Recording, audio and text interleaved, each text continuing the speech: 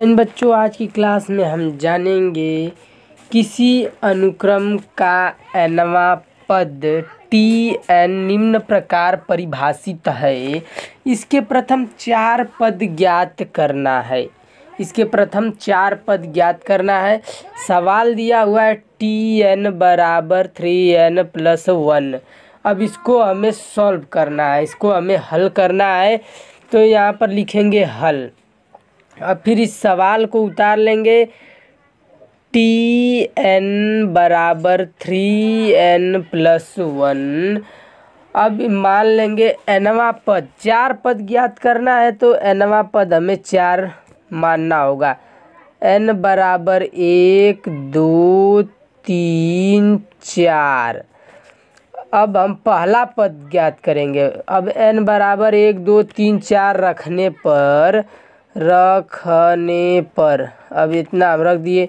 रखने पर अब हम पहला पद ज्ञात करेंगे तो यहाँ लिख देंगे पहला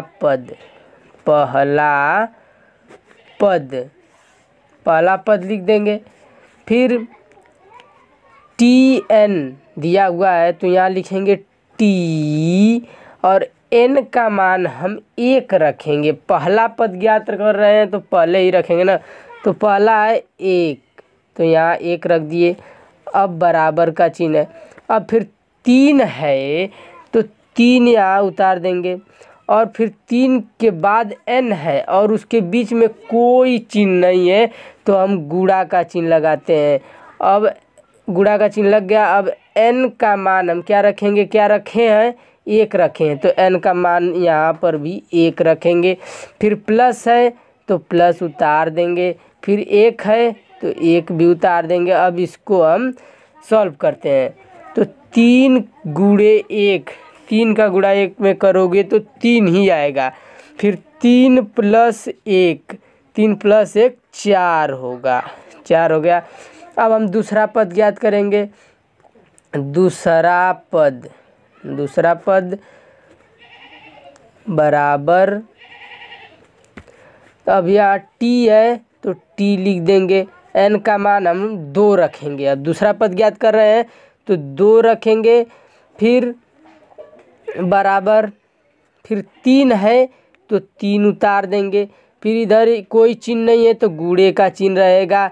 फिर n का मान हम क्या रखे हैं, 2 रखे हैं। फिर प्लस 1 है तो फिर 1 उतार देंगे। अब इसको सॉल्व करते हैं। 3 गुणे 2 तो 3 दूना के 6 होता है। 6 + 1 कितना होगा, 7।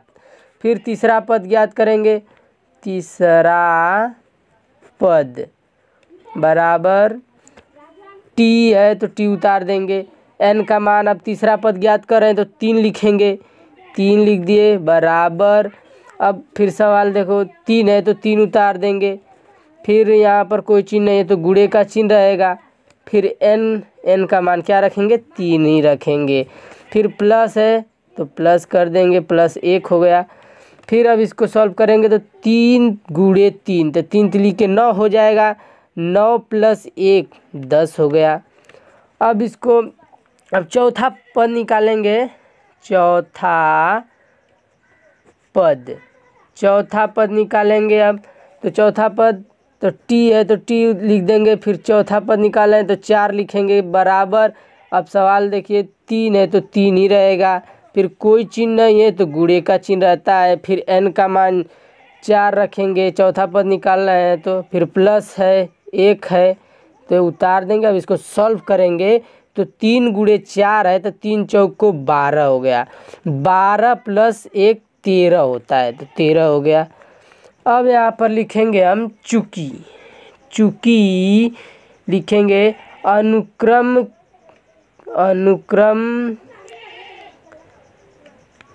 के प्रथम